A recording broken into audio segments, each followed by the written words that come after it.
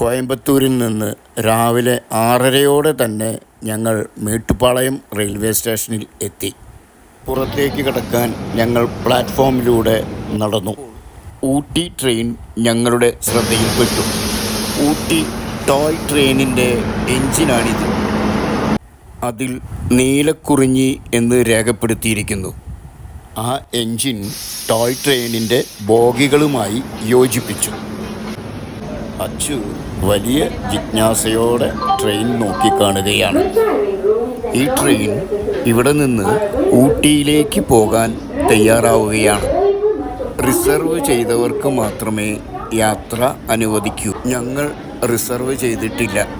അതിനാൽ ഇവിടെ നിന്ന് ഞങ്ങളുടെ ഊട്ടി യാത്ര ബസ്സിലാണ്.